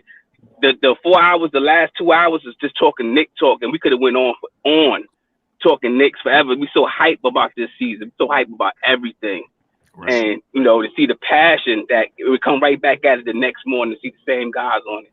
I just love y'all guys. Shout out Jay Boogie, so big. More stuff, yeah, man. Salute. Yeah. Because it's so what drives us, and we even on our shows, what drives us is everybody is so opinionated, and everybody want to be heard, so passionate about the Knicks, and everybody want to prove themselves right, and that's what drives us to come on the shows each and every day to talk about the Knicks. Yeah, man. So. Salute everybody. Salute everybody in the chat. Salute all y'all, God. I love all y'all, man. Yeah, iron sharpens iron, fellas. Much love, brother. Much love to you, man. Yeah, man. Because we're gonna do the Knicks Morning Drive. We're gonna do the pod couple at 6 and the Knicks at Night podcast tonight about. See what I'm saying? And then be back on again in the morning. See? And in between all that, you got to know that Freezy does have a real job. Yeah. And the real right? What they say, work life balance. Yeah, man. Yeah, man. So we passionate about this Knicks thing, man. Let me because now that since we got Worldwide L and Soul Finger together, I'm gonna shift gears off Obi real quick, and I'm gonna talk to somebody that I think y'all like. I'm gonna ask y'all this question, and I'm not trolling. I'm legit asking y'all. Because I think right now he's the forgotten man. Do y'all feel like Luca Vildoza is doomed to be cut since we signed Kemba Walker? You want me to go first? I go first. I thought he was doomed to be cut for the minute watching him in the Olympics. I thought he was doomed to be cut. I thought we played ourselves. We went off for highlights, and he didn't show us nothing in the Olympics. Then came out there the first 2 games of the summer league. He didn't show us nothing. So it just felt like the NBA may not be for everybody. He's a veteran, and he's a veteran that didn't take control of the team like a veteran should. You'll see a veteran point guard. Let's say I'm gonna go back to the days like a Chris Duhon or somebody like that, who was like a so-called veteran at the time. He may have been garbage, but he still was going to demand leadership. He still demanded that give me the ball and whatever's going to happen is going to happen. We're going to win, lose, or draw. Luca didn't do none of that. You know, he was okay with just settling and staying in the corner or just staying at the top of the key. So I already counted him out. I just know he ain't making this team. If he make this team, I'd be surprised. Really? See what I looked at was that it was a couple of things. The time shift, because he left one end of the world to come to the other side. That time thing could be a serious, is actual thing if you make that kind of travel. Takes you a minute to get right. He did say that he had an injury. However, I'm not going to say because of Kemba is why he won't be able to stick on his team. I'm going to take it one step further with that young rook we got. With Deuce. With Deuce. Deuce got out there. Deuce got out there and he showed us something, man. Granted, I know it was the summer league and he's going against cats on his level and he's going against cats that may not even make it to the league but going overseas. But the cat went out here. If you watch the summer league, Deuce was solid pretty much the whole time. His defense, man, when have we had a defender at the point? Well, I'm gonna say a point. I'm gonna say at the point guard. A point guard, they're gonna pick somebody up on the other end of the court and come all the way down, ride their back all the way on the other end, cause them turn it over or whatever, or just play defense in general. They can finish at the rim. That has a shot, and also has a redwood on his shoulder. I know a lot of people say, "Oh, they got that whole thing is that cliche," but the cat came in with attitude because he didn't feel like he was a second round pick. He felt like he was a first round pick. Yeah. And then think about what he did to his name, Sharif Cooper. What he did to Sharif Cooper. Everybody loved, but you don't hear anybody talking about Sharif anymore after what Deuce did. So when he did all that, people forgot about Luca. I'm not, I think it's Deuce that's going to be the reason that Luca doesn't make it. Wow. No. Yeah. I don't see him on the team, y'all. I'm sorry. I don't see him. I just don't see him. I don't see where he fits at. And see, Sophie, you said like he had to come over the travel time, but let's not forget he was on our bench. He was with the guys traveling for like at least about a month. So just watching. So that travel time doesn't. He was in Atlanta. Yeah, he was in Atlanta. Yeah, so that travel time means nothing. It means nothing to him. Now, when it came down to going to Tokyo, I mean, everybody else had to do the same thing. So. Yeah, for some, it's an injury. But, that's the little things because you had other cats that did the same thing. Could have affected him. I know he had an injury as well. However. When he got the injury in Summer League, didn't he? No, he actually heard it during the right before he came over for the when he left Tokyo. Yeah. He got hurt right before he left Tokyo. But still, he didn't show anything because he looked lost out there. The other kid, the Lithuanian kid we got. It took him one game to figure it out, and then he got hot. Rokas Jokubaitis. Yes. That's my favorite rookie, y'all. I ain't gonna lie to you. I like him too. So what I'm saying is this. This is what I'm saying. We got two young rookie point guards, even though one is gonna be playing over in Barcelona, that came and showed more than he did. Especially, I'm looking at it on. I'm not gonna even talk about scoring. I'm talking about defensively and that energy and that dog. He showed more. Hey, and the thing about Rokas, not to cut you off, but the look on his face when he got in the game, he looked at quickly like, "Yo, I'll take it from here." Yeah. You got to be like that. You got to demand the ball, and that's what I thought Luca didn't do. He didn't demand the ball. He didn't say to these guys, "Okay, I've been playing longer than y'all guys. I'm the vet out here. I'm going to take control, and I'm going to run this team how a vet's supposed to run this team. IQ, you over there. Obi, you over here. Deuce, you go over there. Sims, you in the middle. You understand? He ain't direct the team. He just was content with this going to the wing, and then when you get the ball, you don't even shoot." Yeah, Rokas Jokubaitis was like, "Yo, I'll take it back. I got it." Yeah, you saw Deuce do it. Deuce did it. All them guys did it but him. All them guys did it but him. Yeah. So if you coming over as a point guard, knowing that we need point guard was a situation, a position of need, like we need oxygen, bro. You should have been coming over here, balling out of your mind. I'm directing traffic. I belong here. I would be all up in somebody's chest, saying that, all up in their chest, telling them, "Hey man, where you at? I need you here. Get over there." We didn't see that. It was like El said, he was in the corner, passed the ball. And he got 19 million reasons on why. He got 19 million reasons why he should have been out there demanding the offense. Got 19 million reasons why. Yeah, it's basically, you know what he was in the summer league? You know when you go into the club and you want to get that drink, yeah, give me a double shot rum and Coke, and you come in there and they gave you a quadruple shot of Coke and a splash of rum. Yeah. No, I know. You talking about the watered down drink. Yeah. Yes, sir. That watered down drink. Y'all hit it right on the head, but you know the thing is that them dudes is looking to clamp him, and I wouldn't be surprised if they ain't double teaming and jumping him in practices right now. You know what I'm saying? Them guys is not allowing that dude to come over here and take their spots in their positions. That's what I look at it. The same situation when Michael Jordan and Scottie Pippen, they even talked about it on the Dream Team. They tell you when the Kukos was coming, them dudes had personal vendettas. They was taking turns on clamp. You ain't coming over here. You get nothing. You know what I'm saying? They had personal. That's what I believe we got going on. Them guys ain't trying to let that dude come in there and take over nothing. Forget Derrick Rose and Kimball. You talking about Quickly. You talking about Bride. You talking about Quentin. You know what I'm saying? Them dudes right now. You can't come over here with that. Too. I don't think he's going to be a part of the team. Matter of fact, let me get them couple of millions back. You know what I'm saying? I could do something else different with that. And another thing, Freezy, you got great pronunciation. You are like I ain't even gonna call you a dictionary. I'm gonna call you a encyclopedia. If that dude name who you just said, you would not hear me talk about him if he's on the team all year long, because I ain't gonna pronounce his name right. Oh, wow. If I say his name, if I try to say that cat's name, I'm saying it with a bow-legged tongue. I'm gonna just tell you that straight up. With the names, I call him Zuka. That'd be his name. Right. And so Mr. James, man, is this dude that worked with us.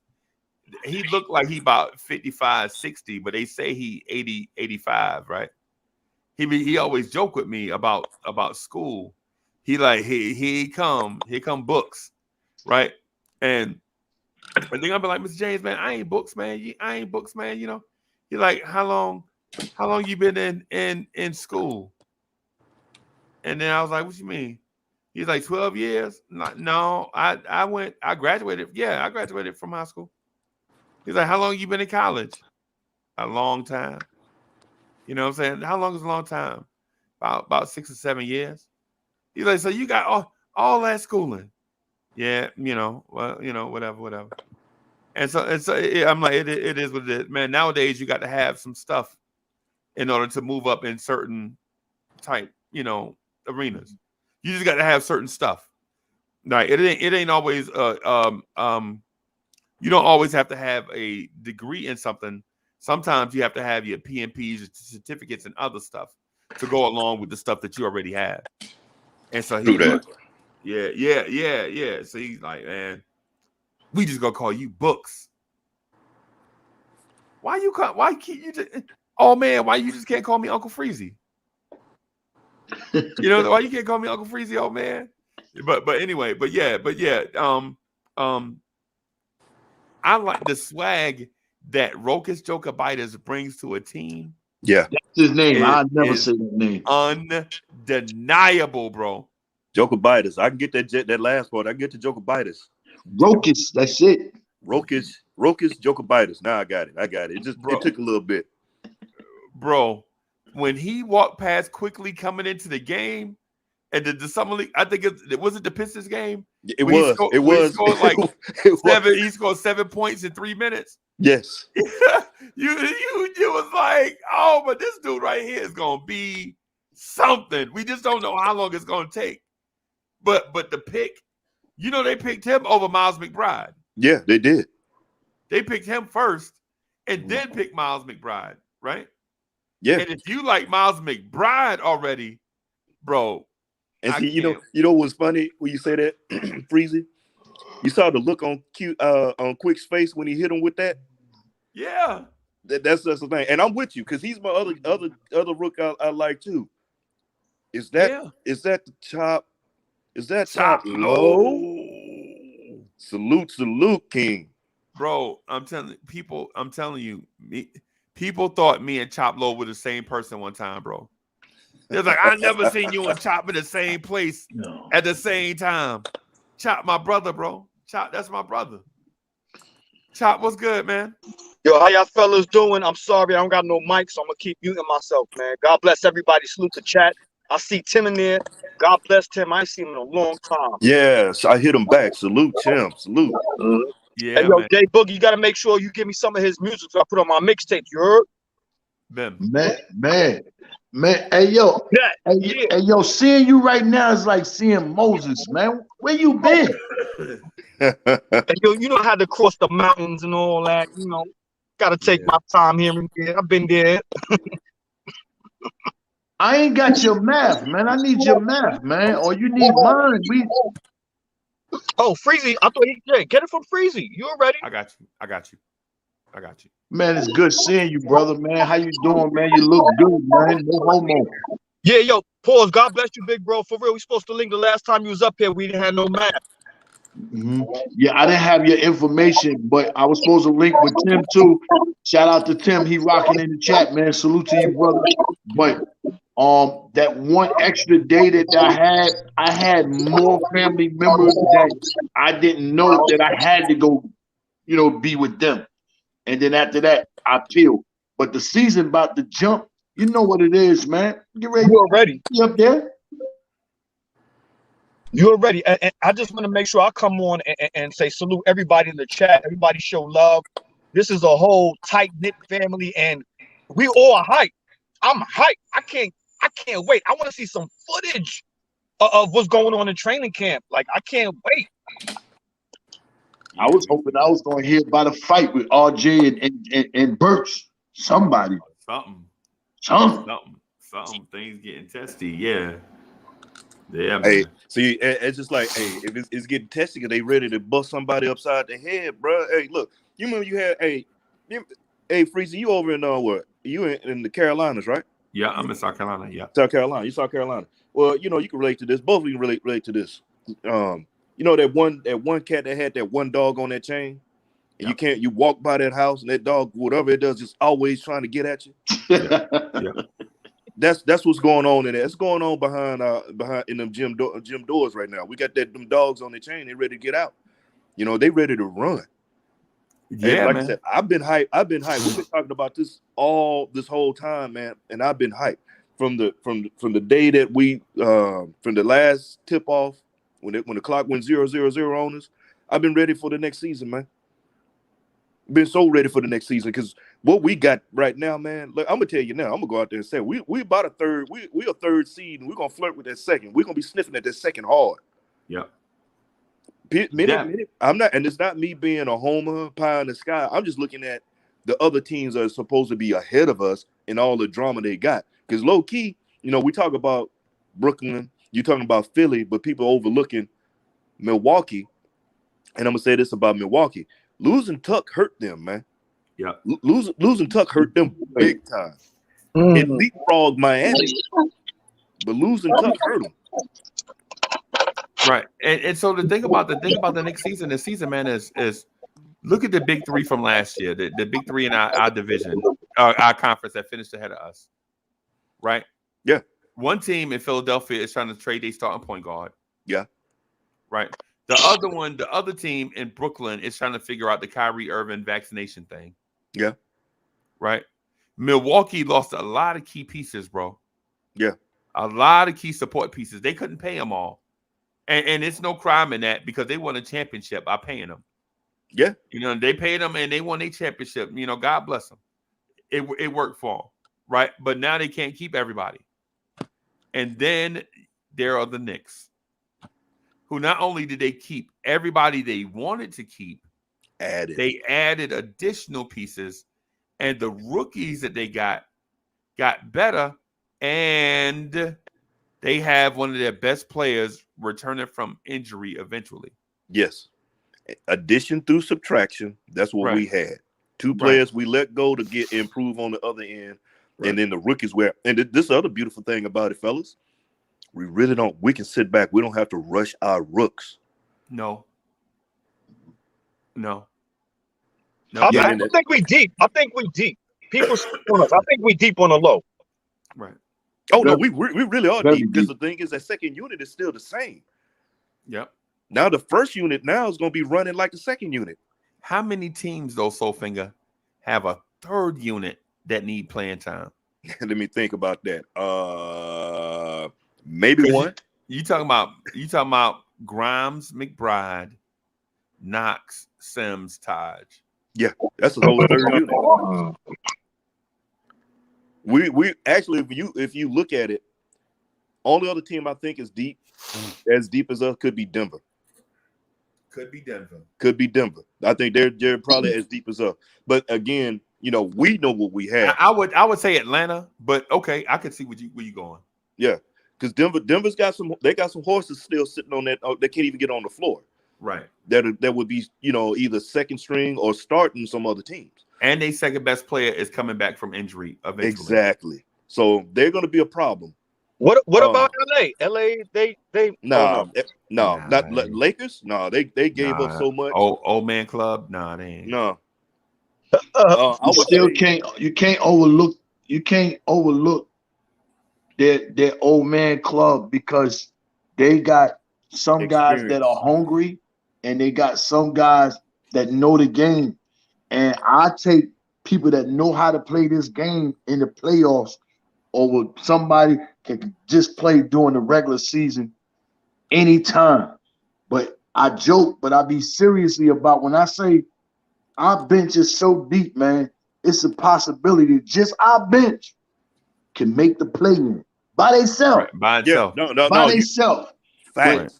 Facts. Major shout out plus to Leon Rose and Tom. When you talk about the vaccinate and everything, the whole squad is unified. Everybody is secured with it and ready to go. And the thing is, even if some of them had a problem with taking it, they did it anyway because they want to be a part of something.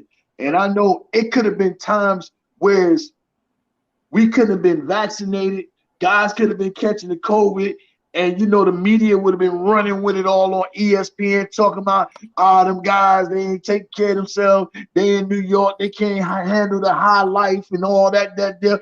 No, you can't use them type things on us this year. We are a complete organization. It took us some years to get right here, but this is another stepping stone that shows that the New York Knicks are all the way back. We unify, 15 strong, the organization, the owners, the podcasts, the chats. We unified, man. You gotta love and appreciate it, on man. every level. Every level. Hey, look at your man. Wait. Sorry, but look at your man. The fans, we wanted to get him. I'm glad we don't got him. He's about to lose what, $400K? I'm just reading in the paper a game now. Hey, when you shooting stuff like that, shoot it on out there. I don't care if you cut me off there, chop. That's all good. That's what I'm saying. Yeah. You actually set it up for what I was about to say. We have a chemistry thing that other teams don't have. Indeed. These cats actually love to play with one another. They're like, you see it. You see like a brotherhood with these cats. How many teams? I mean, you got the whole team to buy in, the whole front. Everybody bought in and got their shot, man. Right now in this day and age with all this going on, that's crazy. That's wild, because you never think, especially when you're talking about the New York Knicks, that was supposed to be the poster child for dysfunction. It's the opposite now. Yep. Mm-hmm. These cats come into play, man. These cats want to get it. Man, look, I'm so hyped for this season. I can't wait. I wish I could see some practice. Yeah, that's what I'm saying. Yeah. The battles that's going to go down in the practice. Kimba versus Rose. Deuce versus Quick. Quick versus Kimba. Kimba versus McBride. I mean, bro, come on, man. And I got a quick question. Did any of y'all see my jump shot ball dribbling drill that I did on Twitter that I sent out aiming at Emmanuel quickly? It got over 2,000 reviews. I posted it yesterday. Check it out, man. J Boogie, man. I'll show you something, man. Yeah. You still got it, bruh. What? What? You never lost it, should I say. Nylon. I love it when they call me Nylon. I tear that net up. Hey, I need you to send me something so I can give it to Bird so she gotta work on hers. She's been working on her shot. That's what's up. That's what's up. I'm gonna put some things together, man. Put some things together. For real, man. Hey, yeah, man. Man, I saw Chop this morning, man. Y'all Man, kids, look. get them light buds up, man. I saw Chop Low this morning. Look, it's a special thing though. You got Chop Low on in the chat with us on the panel, and then you got Tim in the chat. Man, that's Salute Tim. God bless Tim, yo. God bless the brother, man. Tim, man. Tone Wu, all them brothers, man. Great men of honor, man. Yeah, man. You know, I spoke about something yesterday too, man. On the Worldwide L and them show, and we was talking about OG status and stuff. And what I had mentioned was, I think the OG form nowadays, I think it's overplayed. That's just me personally. Reason why I say that, because a lot of these OGs nowadays got our young youth only knowing of their past. I do believe that if you're a complete OG, you should be grabbing some of these young youths right now and showing them and telling them the different ways from what I did. You know what I'm saying? Well, I want to show you what you need to be doing now so you can look up to that instead of looking up to, the hustling and all that stuff, street stuff. You know what I'm saying? That stuff doesn't make you an OG. You know what I'm saying? What makes you an OG now, you know what I'm saying, is being able to take care of your family home and being able to take care of your kids, and along with showing somebody else, something that they need to know and get their teachers, because they don't have the proper person around them to receive what you're giving to your own kids. Share that knowledge and information. To me, that's what being an OG is, because like I said, none of us want to go back in time and replay some of those things that we got through. None of us want to redo it again and hope you made it to the point of life where you're at now. No, there's times in life I don't never want to see those things again ever. Back. And I don't want some of my young ones to ever see what I've been through, man. You know what I'm saying? So I think the format of OG and stuff, we need to start changing it around and start letting the OGs do what they need to do now, instead of having the young ones look up to what we did, because that's only gonna make our youth want to be like that, man. Right. No doubt. That's facts. Because I'm gonna tell you, you talking about OGs and stuff, man. I wouldn't be alive today if it wasn't for the cats back at the crib, back in Lakeside. It was our neighborhood was called. I had my boys down there. The cats looked out for me, because I was about to do some knucklehead stuff, man, at an age. And one for my man Kevin Lee.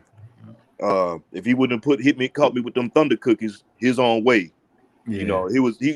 I was trying to roll with them on the block and do things. And he's like, no, you're not going. You're not going.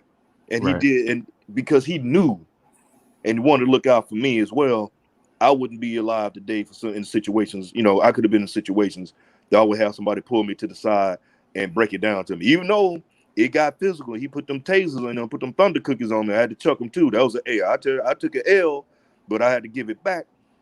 But I thank him every day. We talk today, love him like a brother still today. All him and his brothers, love him today. And they made sure. So I had to pay it forward, even though I joined the military and did my thing. I tried to pay it forward to young brothers that would, the youngsters is out here trying to do something stupid in the military and get put out. Yeah, I tried to pay it forward as well. What's out there, man? Don't do this. Don't make the mistakes I made. Right. So, hey, I appreciate that, Jay Boogie. Like I said, I said it yesterday on L's show.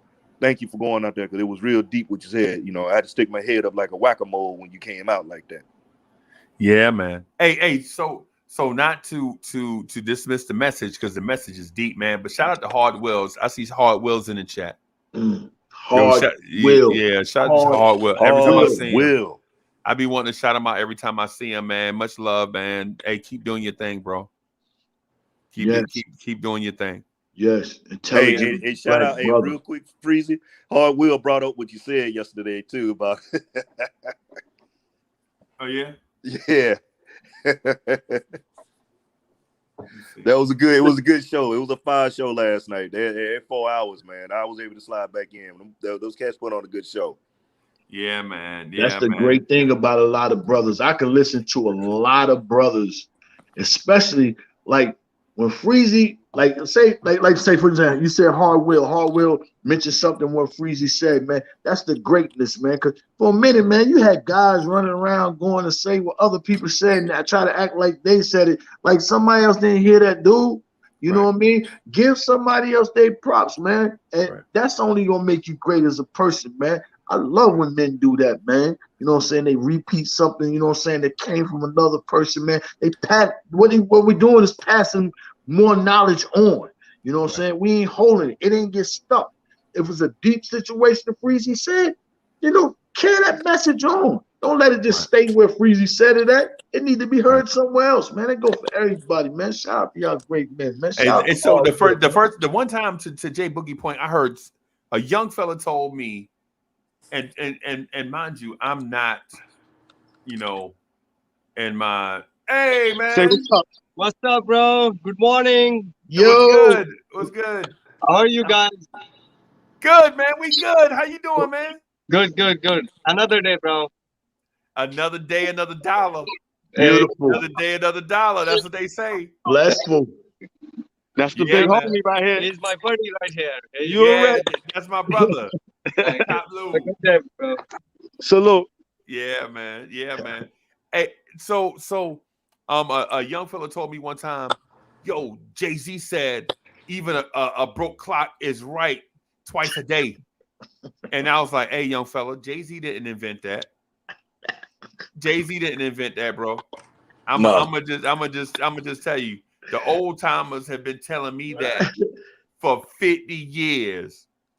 They've been you know what I'm saying? It's like when my homeboy, I got a cousin, right? He ain't gonna never do nothing, bro. We old now. He ain't gonna hit a lick at a snake, bro. But he get but he get lucky with some stuff. Like he be the one that be broke and be down on his luck and then mess around and hit the number. You know what I'm saying? Pull up in a new car. You know what I'm saying? You know, got him a new the new double wide or something. And you be like, bro, you ain't, you know, yeah, man, you know, man, and my ship done come in. and I'm like, oh, your ship done came in. You ain't work. No, man, I ain't going to work for the man. The man ain't gonna do blah, blah, blah. You know how people talk.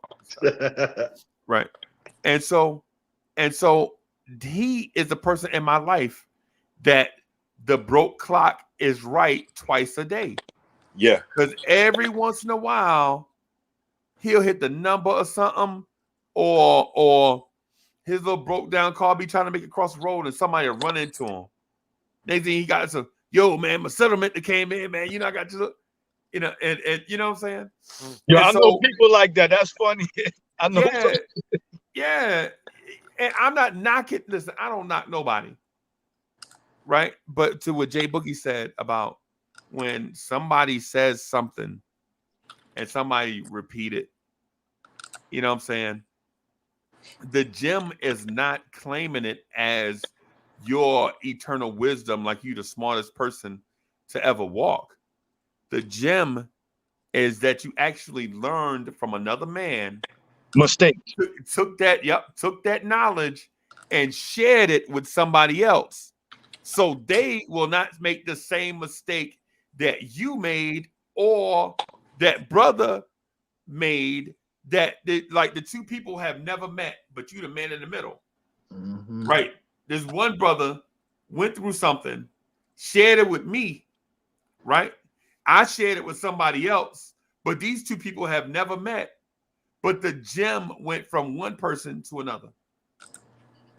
Yes. And that's just like what you were saying earlier. You know what I'm saying? With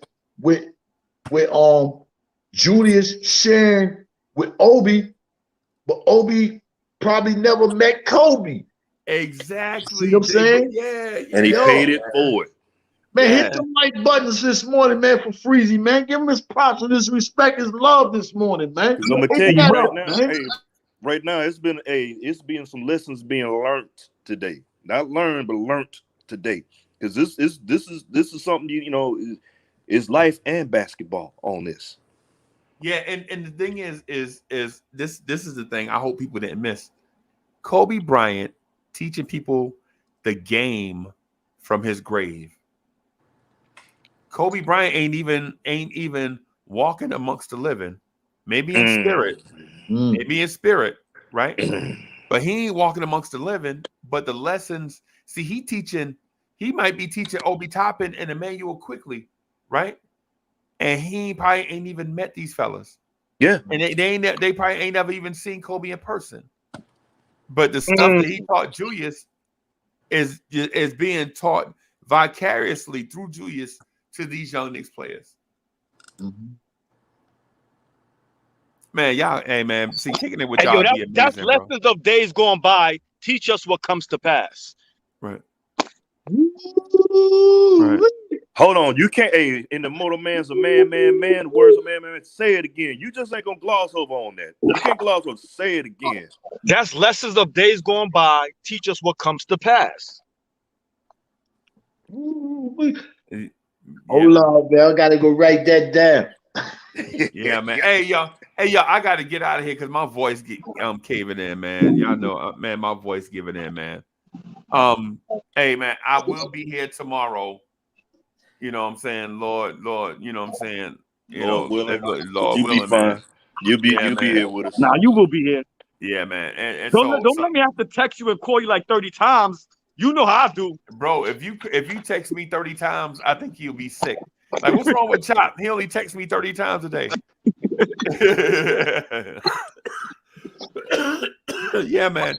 Hey, thank you everybody for coming through, man. I gotta get, man. My voice is salute the chat. But we'll be here tomorrow, man. Check us out in the Pod Couple today. The Mark Squad today. Yeah, the Pod Couple today at 6:30, and the Knicks at Night podcast tonight with Subliminal 209, City for Real, and Cully. Hey, thank y'all, man. Make sure you send me Chop's number. Chop, say that one more time. Lessons that come to pass. What? Lessons of days gone by. Teach us what comes to pass. I think I already sent it to you. Oh, he sent it to me. I got it. Hey, Boogie, text that to me. Yeah, I sent it to you. I'm gonna get out of here and drink some coffee with somebody. I told you to get some tea the other day. With lemon and honey. I did, bro. Not with the honey, because you know honey got carbs in it, bro. You know I'm trying to be a bodybuilder, bro. I'm trying to. My mom used to chop garlic in water and put it in water and drink it. Garlic is good too. Yeah, garlic is good. Freezy, before you get up out of here, I gotta ask you a question real quick. I need to know if it's facts and not rumors. Okay. They said actually could have beat Ernie Shavers. Muhammad Ali was scared of him. Huh? Yeah. They said your hands was like that you could have actually beat Ernie Shavers. Muhammad Ali was scared of him. I will say this, right? When it comes to talent, like with the hands, like the fist talent, no. I ain't no way. Yeah. But Ernie Shavers would have, and this is the thing I was sharing with G-Man. Ernie Shavers would have got so tired of beating me on the chin that he would have quit. You know what I'm saying? Because Ernie Shavers had dynamite in his fist. They said Ernie Shavers was the first man to hit somebody with a dresser drawer. Who knuckle game was grade A? Right. Now I know what Jay Boogie getting at, bro. Nah, man. I was a tomato can, bro. I was a tomato can. When it came to prize fighting, bro, I was like the dude that was, I would fight somebody for $250. You know what I'm saying? Back in the day, that was about the bag back then. I was never like no real. I took a lot of L's, and you know what I'm saying. But I had fun doing it and all that stuff. So, but anyway, I'm gonna get out of here and try to rest these vocals. You know what I'm saying? I'll holler at y'all later on, man. God bless y'all, man. I'll be having so much fun with y'all. Sometimes time be getting away from me sometimes, man. You know what I'm saying? But I enjoy it, man. Y'all have a good day, man. I'm gonna get out of here, get me some tea and some rest. Salute the chat. God bless you, friends, and God bless the chat. Yeah. J Boogie, Soul Finger, Uncle, you already. All right, y'all. All right, now. All right, peace. Yo.